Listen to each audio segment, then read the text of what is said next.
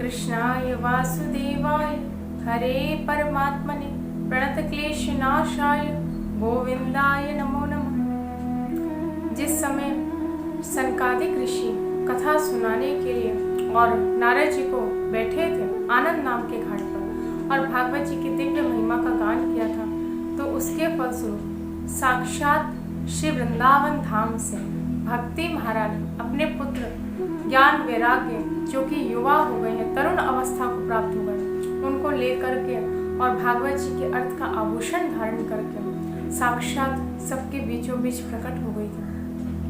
नारद जी ये भागवत जी की दिव्य महिमा देखकर बड़े आश्चर्य में पड़ गए कि जिस भागवत जी का मैंने अनुष्ठान भक्ति महारानी के दुख को दूर करने के लिए किया था, वो फल भागवत जी के केवल महात्म से, केवल भागवत जी की थोड़ी सी महिमा गाने पर ही प्राप्त हो गया है। और स्वयं भक्ति महारानी ज्ञान वैराग्य को लेकर के यहाँ कथा में उपस्थित हो गई। तो नारद जी ने जब भागवत जी की ऐसी दिव्य महिमा देखी तो सनकादिक ऋषियों से प्रश्न पूछा के विशुद्ध्यंतु वदंतु मह्यम। इस भागवत जी को श्रवण करने से किस किस प्रकार के लोग, किस किस प्रकार के पापी शुद्ध और पवित्र हो जाते हैं। तो ये बात सुनकर सनकादिक ऋषि, क्योंकि 4 ऋषि कुमार हैं, सनक, सनंदन, सनातन और सनत कुमार, ऐसे सनकादिक ऋषि जब ये प्रश्न सुना है तो कहने लगे कुमारा ऊचु ये मानवा पाप कृतस्तु सर्वदा सदा दुराचार रता विमार्गका क्रोधाग्निदग्धा कुटिलाश्च कामिना सप्ताह यज्ञेन कलो पुनन्ति ते।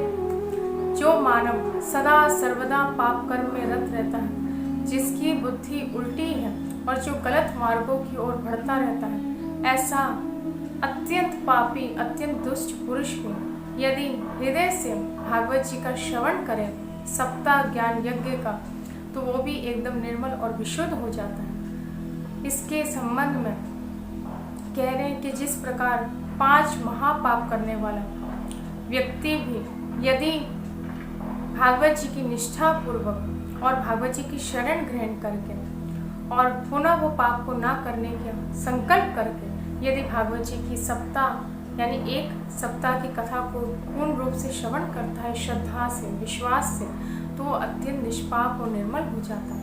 और इतना निष्पाप और निर्मल हो जाता है कि स्वयं बाके बिहारी जी उसको अपने हृदय से लगा लें। क्योंकि जैसे आप वृंदावन आते होंगे तो वृंदावन में प्रायः जब प्रातः काल होती है तो ऐसे तो हम लोग अपने घरों में स्नान करते हैं, लेकिन जब श्री वृंदावन धाम आना होता है तो श्री यमुना जी में स्नान करने जाते हैं। और जब यमुना जी का स्नान करके जब आते हैं तो ऐसा लगता है कि ना जाने अब हम कितने पवित्र हो गए, कितने निष्पाप हो गए, क्योंकि हमने भगवान की साक्षात पटरानी श्री यमुना जी में स्नान किया। और अत्यंत निष्पाप होने के कारण अब हम जब बिहारी जी महाराज का दर्शन करने जाएंगे तो वैसा दर्शन नहीं होगा जैसा कि प्रायः सब लोग करते हैं। मंदिर में सब आते हैं और नीचे खड़े रहते हैं, ऊपर सामने बाकी बिहारी जी का दर्शन करते हैं। ऐसा नहीं, ऐसा लगता है कि मानो जब हम वृंदावन आए हैं और हमने श्री यमुना जी का, जो कि साक्षात भगवान की चतुर्थ कालिंदी जी पटरानी है, उनमें स्नान करके गौ माता के गो गब्बे का सेवन करके गोमूत्र आदि से स्नान करके जब हम अत्यंत निष्पाप और निर्मल हो जाते हैं तो फिर ऐसा लगता है कि जब अब हम दर्शन करने के लिए आए हैं तो अब दर्शन वैसा नहीं होगा जैसे सामान्य रूप से होता है। हम दूर से बाकी बिहारी जी को निरखते हैं और अपने मंदिर से बाहर चले जाते हैं। ऐसा नहीं, ऐसा लगता है कि अब तो हम इतने पवित्र हो चुके हैं कि अब तो बिहारी जी खुद दौड़ करके आएंगे और आकर के हृदय से लगा लेंगे। तो ऐसी परम पवित्रता आ जाती है।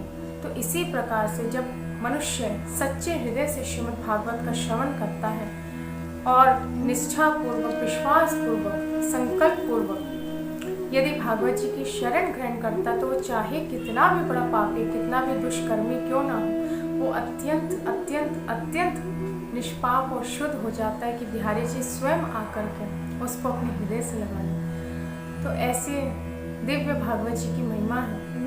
इस महिमा को आप लोग आगे श्रवण करते रहिए। जय जय श्री राधे।